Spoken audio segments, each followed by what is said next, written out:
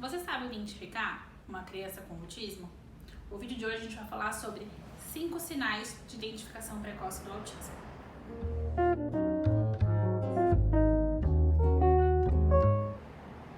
Eu sou Julie Gotchal, sou fonoaudióloga infantil, atuo com distúrbios da comunicação com enfoque no autismo. No vídeo de hoje a gente vai falar sobre os 5 sinais de identificação precoce do autismo. Então primeiro vamos tentar entender um pouquinho o que é esse transtorno do espectro do autismo. No vídeo anterior a gente já falou um pouquinho sobre ele, mas a gente vai retomar dizendo coisas um pouquinho mais complexas e pensando nesses sinais de identificação.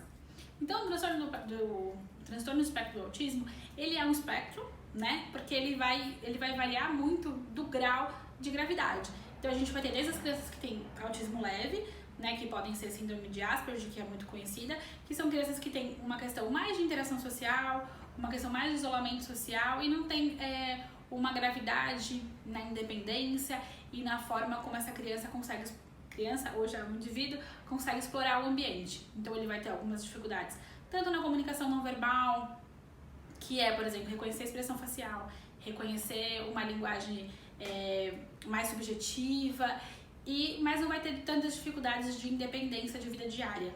Já os casos mais graves, ele já vai ter uma dificuldade mais de vida diária, ele pode ter algumas outras comorbidades, que são outras questões associadas, como uma deficiência intelectual, como alguma questão motora. Então ele é um espectro porque ele vai desde o mais leve ao mais grave. E ele tem uma variação nesse sentido, tanto do nível de acometimento na vida diária dessas crianças, quanto de ter ou não comorbidades.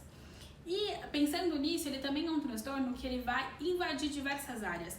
Ele pode ter alterações na comunicação, alterações na área sensório-motora, alterações na área comportamental, então ele vai ter alterações em diversas áreas.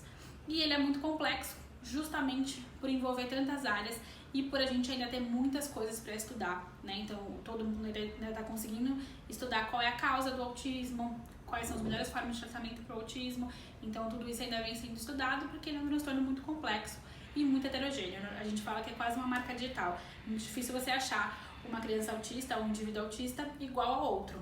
Então isso é algo bem importante a gente entender. Essa diferença, essa complexidade. Quando a gente pensa em complexidade, a gente está entendendo que tem várias pessoas nessa intervenção. Então vão ter vários profissionais envolvidos nesse tratamento. Né? Quando a gente pensa na intervenção do autismo, a gente pode ter o fonoaudiólogo, o terapeuta ocupacional, o psicólogo, o nutricionista, o psicomotricista e diversos outros profissionais que podem estar envolvidos nessa atuação, a depender da dificuldade daquele indivíduo específico. E para além disso, ela é uma intervenção que precisa começar muito cedo. Então, quanto antes a gente consegue perceber esses sinais e entender que essa criança pode ter o autismo, mais cedo a gente consegue diminuir os sinais e sintomas que podem dificultar e prejudicar o cotidiano dela, numa questão de diminuir a independência dela de conseguir praticar ações de vida cotidiana. E por isso que a gente vai falar hoje sobre como identificar de forma precoce esses sinais de autismo.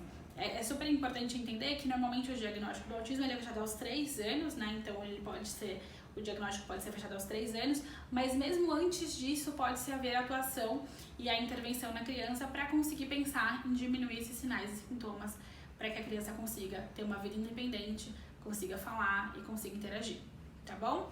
Então vamos lá pensar nos nossos 5 sinais de desenvolvimento do autismo, de identificação precoce do autismo. Quando vocês verem uma criança, vocês conseguirem identificar esses sinais e aí indicar a terapia, pensar em buscar um profissional e conseguir começar essa intervenção cada vez mais cedo. Então, o primeiro sinal e um dos sinais mais conhecidos no autismo é a dificuldade de manter contato visual. Então a gente fala da dificuldade de manter contato visual por mais ou menos 2 segundos, que isso já acontece, tem mães que já conseguem identificar esses sinais desde o momento do aleitamento, desde o momento da mamada no seio. Porque aquela criança, normalmente o bebezinho, ele lá bem pequenininho, ele já troca olhares com a mãe, ele já percebe a mãe, ele já olha muito para ela. E algumas crianças com autismo não fazem esse primeiro contato, que já é uma forma de comunicação, esse olhar, e já não fazem esse contato visual, não olham muito para a mãe, não participam, né, não fazem essa troca de olhar, ou em alguns momentos do dia a dia As crianças já mais velhas, elas não olham muito para os pais para se relacionar, para as pessoas que estão lá, elas não compartilham esse olhar. Então, normalmente, as crianças pequenas, elas gostam de um brinquedo, elas veem um brinquedo que chama muita atenção, elas olham para o brinquedo e olham para os pais para compartilhar aquilo que elas estão vendo. Isso é muito difícil a gente ver no autismo antes desse momento da intervenção. Então, esse é o nosso primeiro sinal de alerta para identificar o autismo. O segundo ponto, que também é muito importante, é a dificuldade de brincar com os brinquedos de forma funcional.